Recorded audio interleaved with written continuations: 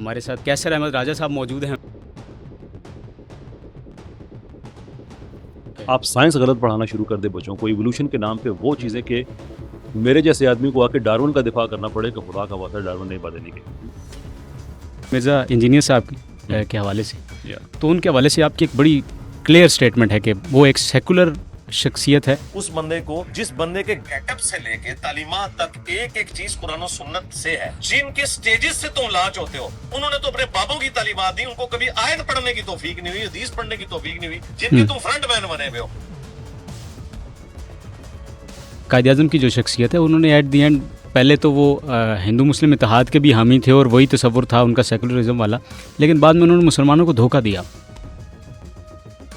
امریکہ ایک secular state ہے, انہوں نے قانون بنایا کہ اسرائیل کو ہم نے ہر حالت میں سپورٹ کرنا ہے, وہ بچوں کو ماریں, عورتوں کو ماریں, کچھ بھی کریں, بھائی قانون بن گیا, قانون بن گیا. تو میں انجینئر سے کہتا ہوں یار ہمت تو کرو, ایک دفعہ تم کہو نا کہ اشرف علی تھانوی کافر تھے, معین الدین چشتی کافر تھے. وہ چاہتے ہیں کہ کچھ شخصیات کے نام بھی لیتے ہیں کہ وہ آئیں مجھ سے بحث کریں, مجھ سے ڈیبیٹ کریں. جب کوئی جاتا ہے دروازہ بند کر کے بیٹھ جاتا ہے.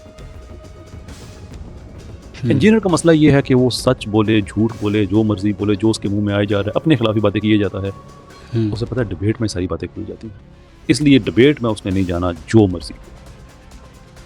آپ ڈارون کی تھیوری تو پڑھیں گے اس میں, لیکن یہ سب بکواس ہے. پرویز ہود بھوئے صاحب سے آپ یہ پوچھیں کہ اگر کتاب کے دباچے میں یہ لکھنا غلط ہے کہ ڈارونزم کی تھیوری غلط ہے, تو ڈارونزم کی تھیوری بذات خود کیسے ٹھیک ہو سکتی ہے جس کے اپنے انٹلیکچوئل ڈباچے میں بات لکھی ہوئی ہے کہ خدا نہیں ہو سکتا.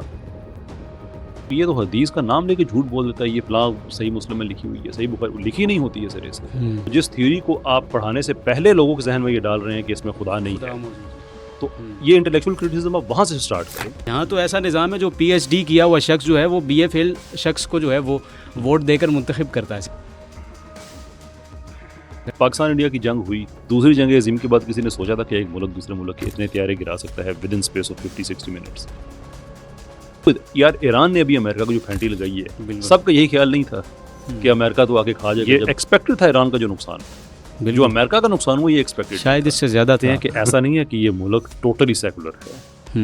ہم یہ کہتے ہیں کہ اس ملک کے اندر ٹھیک ٹھاک شریعت پائی جاتی ہے. اچھا, جہاں نہیں ہے وہاں ہونی چاہیے.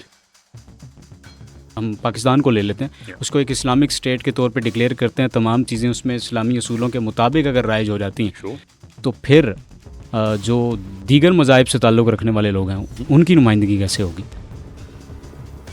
اس لیے ہم کہتے ہیں کہ اسلامک سسٹم سپیریئر ہے کہ اس میں کوئی بھی مائنورٹی اٹھ کے جنید کو اور کیسر کو شڑپ بول دے سکتی ہے. بولڈ کر کے یہ ورڈز لکھے ہوئے تھے کہ ملحدین جو ہیں وہ انسانیت کے سب سے بڑے قاتل ہیں.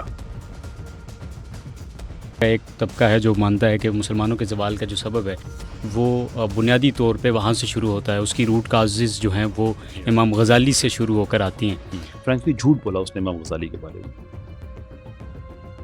محمد بن قاسم کی اگر ہم مثال لے لیں تو تاریخ لکھنے والوں نے یا جو ہمیں نصاب میں پڑھایا جاتا ہے اس سے حقیقت اس سے کچھ ہٹ کر ہو.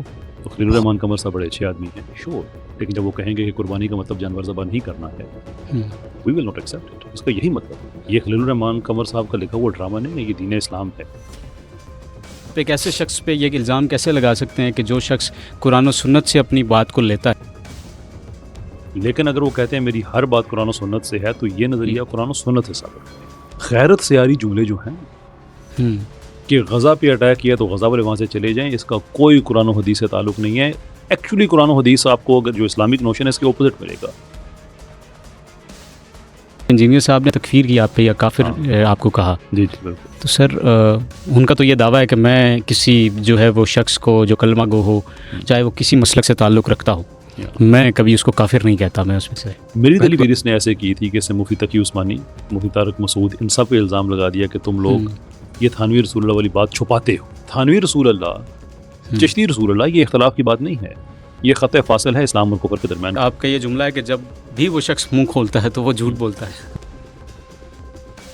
اب یہ بھی کیا ظلم نہیں ہے کہ لوگ کہتے ہیں کہ پاکستان میں مولوی کی وجہ سے لوگ سائنس پہ ترقی نہیں کر رہے, یا سائنس ترقی نہیں کر رہی, اور سائنس کا منسٹر فواد چودھری ہے ساتھ میں. P T I has committed themselves to so many different things at the same time. کوئی تعلق نہیں ہے شیریں مزاری صاحب کے نظریے اور علی محمد خان صاحب کے نظریے کا. کہتا ہے کہ اس نے یہ جو بات کہی نہ چلے جائیں, اس نے رسول اللہ کا مان توڑنے کی کوشش کی. اچھا, کہ ان کو مان ہے امت کے ایک حصے پہ کہ وہ ڈٹے رہیں گے. یہ نیتنیاہو کے ساتھ کھڑا ہو گیا ہے, یہ ٹرمپ کے ساتھ کھڑا ہو گیا ہے.